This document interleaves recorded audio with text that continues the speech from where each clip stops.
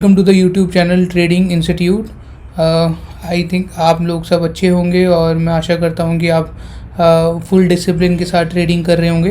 तो आज मैं आपसे बात करने वाला हूं कि निफ्टी और बैंक निफ्टी में आगे हम क्या ट्रेड सेटअप लेके चल सकते हैं। इसमें मैं अपना एक वीकली एनालिसिस दूंगा और मैं लास्ट जो मैंने एनालिसिस दूंगा उसके ऊपर भी मैं साथ में बात करूंगा। यहीं साथ के साथ हम कुछ लेटेस्ट न्यूज़ भी देखेंगे और मार्केट के लिए क्या ट्रिगर्स हैं आगे आने वाले वीक के लिए, और साथ ही साथ कुछ स्टॉक्स के बारे में भी बात करेंगे, ऑप्शन डेटा को भी लेके चलेंगे। और इसी से जुड़ी ये वीडियो रहेगी। अगर आपको अच्छी लगी तो आप इसको लाइक करिएगा, साथ ही साथ सब्सक्राइब और कमेंट भी करिएगा। सो आइए वीडियो शुरू करते हैं।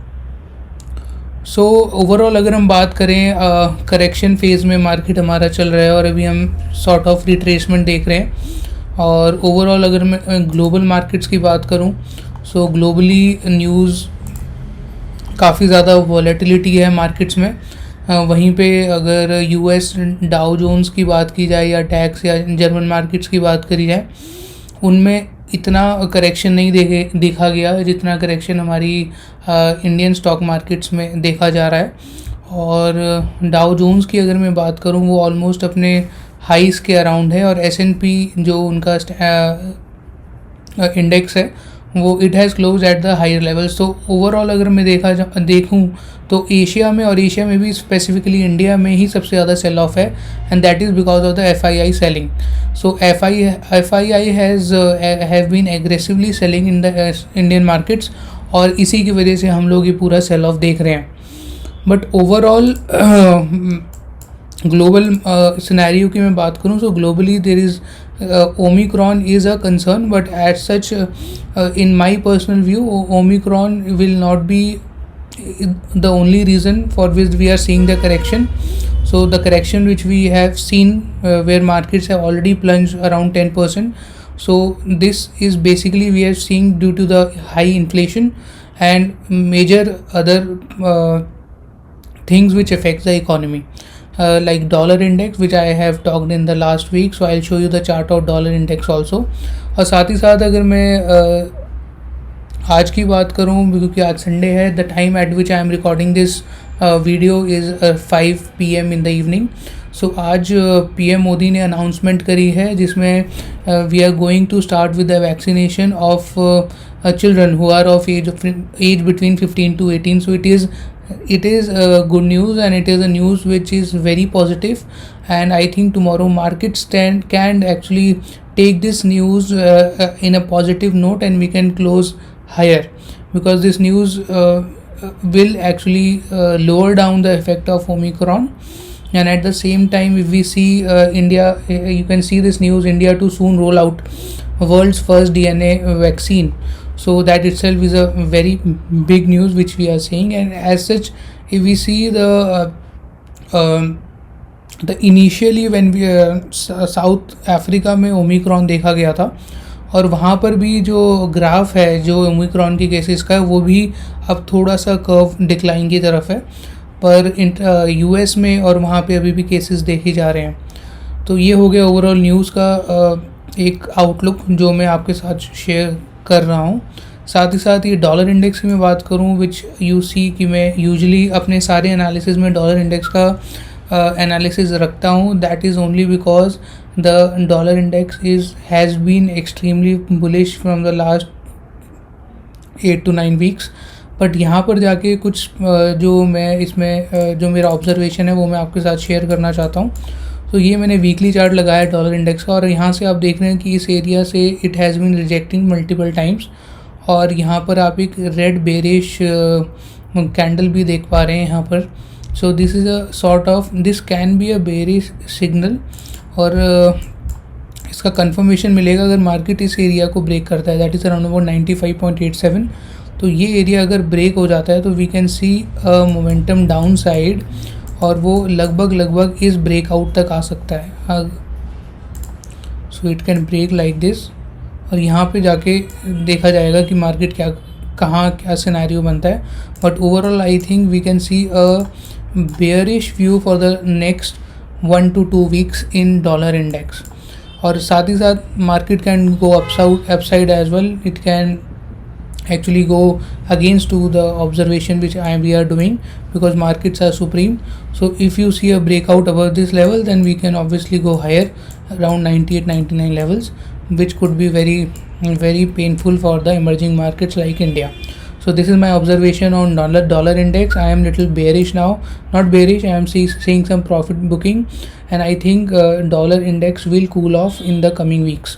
So after that, let's come to the Nifty. So in Nifty, in my last video, if you want me to actually show you that video, okay, I have not recorded it. You can go in my last week analysis, और वहाँ पे मैंने आपको clearly कहा था कि Monday का जो लो होगा, that would be the decisive low for the coming week, और ऐसा ही हुआ. If you will see the daily chart में अगर आप देखेंगे, this was Monday 20th of December, और मैंने 19th को रिकॉर्ड करी थी video. So the lows of 20th December, that is 16,400, has never been tested and has never been broken, and market is in retracement in this direction.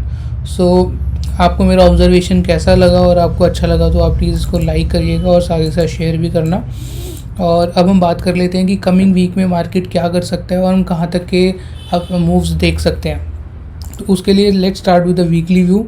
Weekly की मैं अगर बात करूं तो यहाँ पर आप क्लियरली देख सकते हैं, you can see a weekly hammer candle on Nifty which is itself a extremely bullish candle.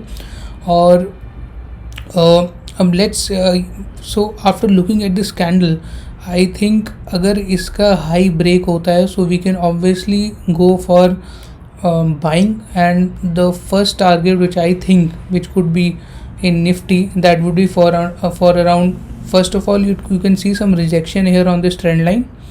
See, market, if it breaks this level, it can go like this and take some retracement from here, but the final targets can go till 17,600. So I am looking for a upside move in Nifty, and I think, and that confirmation you will only get if market goes higher from this candle, that is around what 17,130. तो अगर आप देखते हैं कि daily closing, अगर आपको daily closing 17,150 के ऊपर मिल जाती है, तो आराम से आप अपसाइड 100-200 पॉइंट्स के मूव के लिए आप एक ट्रेड ले सकते हैं. And I think that will work really well, because according to me weekly candle of Nifty is extremely bullish. And साथ ही साथ मेरा एक और ऑब्जर्वेशन है, वो भी मैं आपको बताऊंगा why I am saying this. और see, market is continuously breaking it lodge.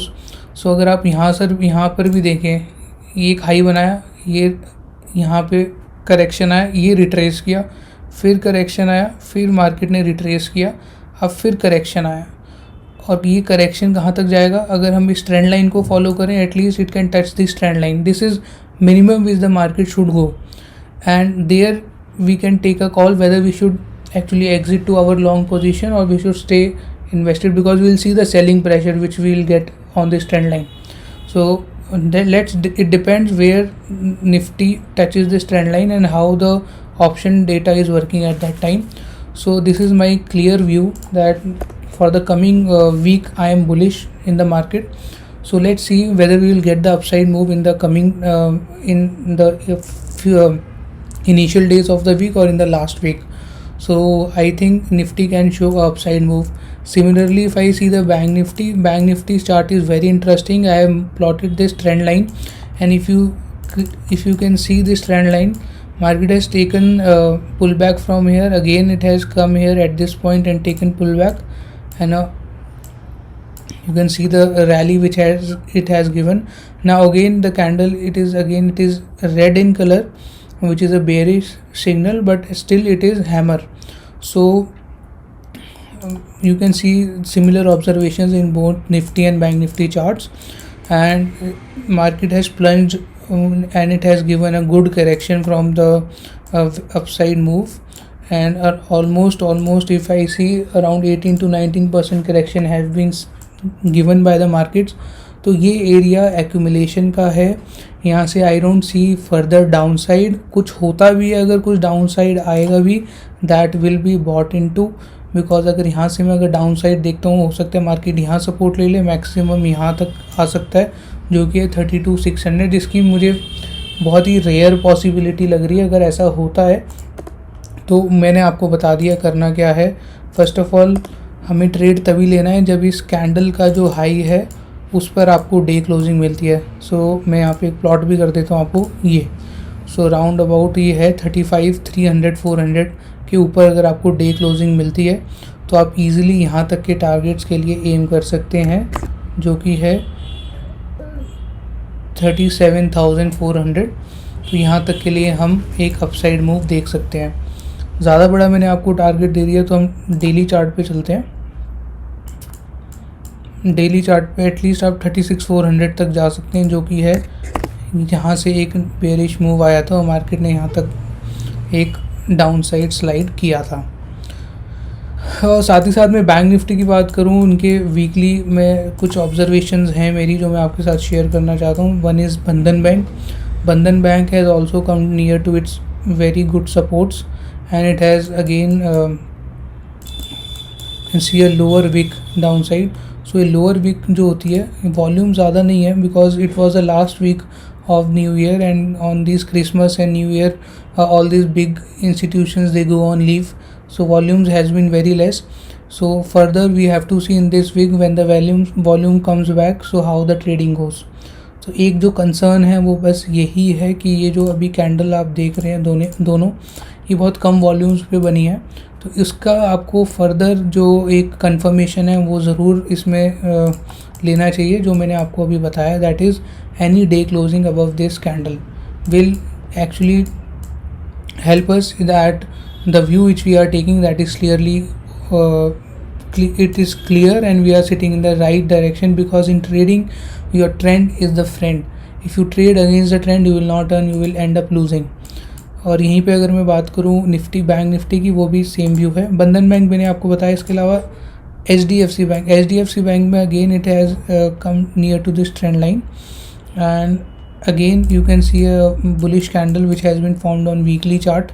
So I have also taken a future trade in HDFC Bank around 1432 levels, and I am holding it, and I am thinking an upside move which can come if I plot this from these highs. So these were the highs of, so this is Fibonacci retracement, and this helps me in finding the targets and trailing or stop losses.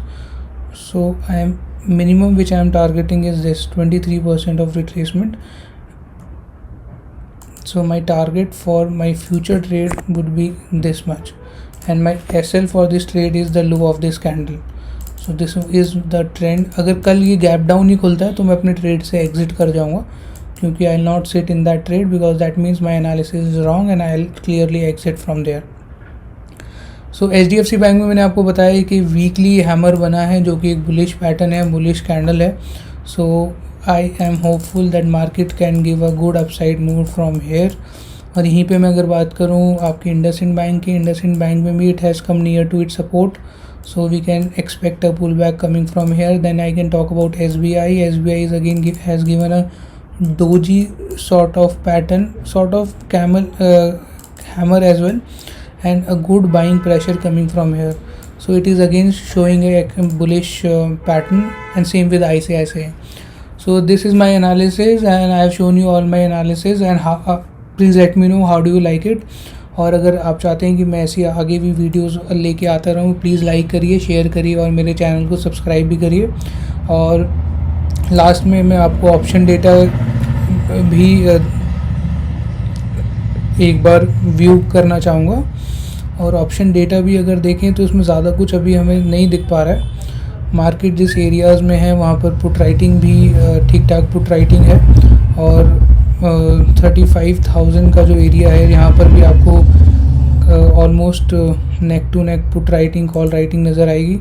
So neutral data है, कुछ ज़्यादा ये one sided data नहीं है। Nifty में मैं कह सकता हूँ it is little bit put writers have better confidence, और PCR भी 1.5 है, पुट राइटिंग भी लोअर लेवल्स पे आपको अच्छी नज़र आ रही है। So this data is again neutral to little positive. So thank you so much. Thank you for watching this video. So please like this video and subscribe as well. Jai Hind. Thank you.